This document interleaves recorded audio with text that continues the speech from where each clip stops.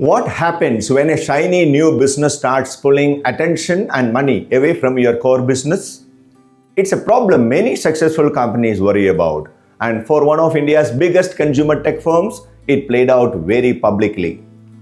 The headline was dramatic, a shocking 90% drop in quarterly profits.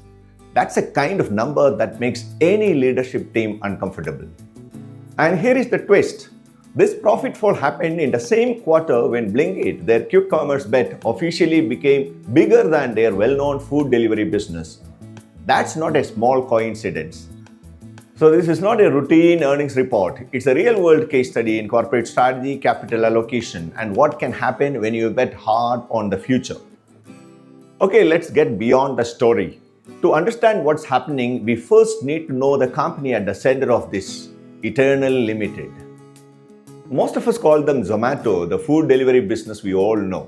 But after a big IPO and acquisition of Blinkit, they rebranded to Eternal.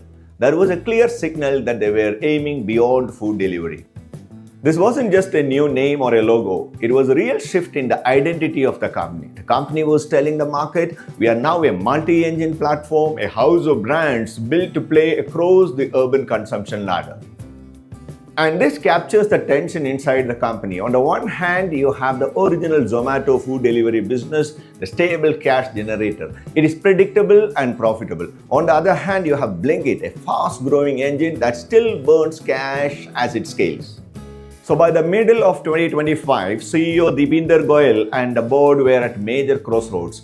They were facing a classic innovator's dilemma. What do you do when your future business is growing fast, but it is pulling down your profits in the present business? Logically speaking, they had three clear paths. Path 1, play it safe, protect the cash generator, Zomato, and make selective bets on Blinkit. And path 2, go all in, full throttle, spend what it takes to win the 10 minutes delivery race against other competitors. Or path 3, cut a middle ground, expand, but only when strict performance targets are met by the new stores. But behind the story, Eternal's investors and VCs had stayed put for long to reach the current valuation of its stocks. Would this be a good time for them to exit before falling profits also pulls the share prices down? Going full scale on Q-commerce will also mean significant rejigging in leadership, strategy, and operations. Is Deepinder Goyal ready to do it? But in the market, the stakes are very high. Aggressive rivals like Zepto and Swiggy Instamart are expanding quickly. Mr. Goyal and team took a very definite path. They chose path 2. They decided to back Blinkit aggressively and no half measures. First, they expanded the physical network. In just 1 year, they more than doubled their number of dark stores, those mini warehouses that power 10 minutes delivery.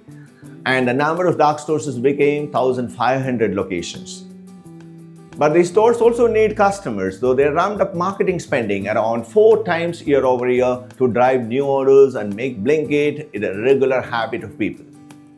And here is a critical operational shift. They moved from being just a marketplace to an inventory-led model.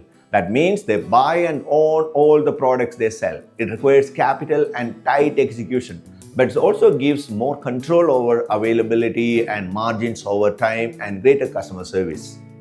So yes, this was a big bet on growth, with near-term profit taking a backseat. The big question is, did it work? On the growth indicators, the shift was dramatic. Blinkit quickly became the biggest driver of group's momentum.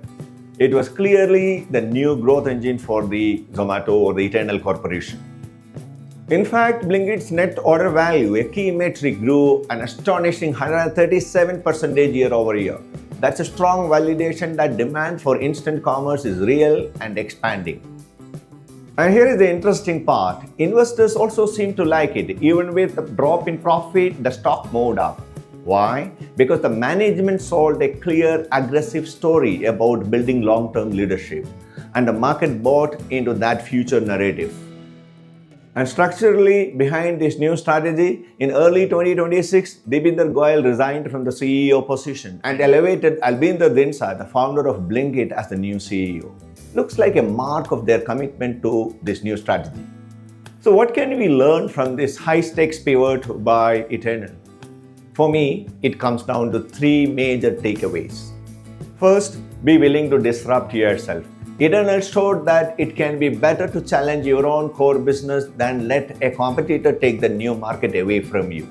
And second, scale is a real weapon. In markets like this, being big is not just about vanity metrics. It helps build a moat, a competitive advantage. A dense network of dark stores is a physical advantage that no competitor can copy overnight.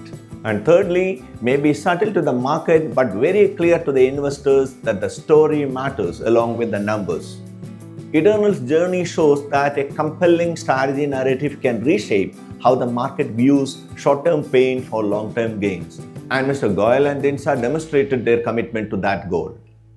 So the transformation from a food app to a high-speed quick commerce and logistics machine is largely complete. But the billion-dollar question remains. Can they make it sustainably profitable? The race to scale may be easing, but the race to profits is only getting started. Thank you.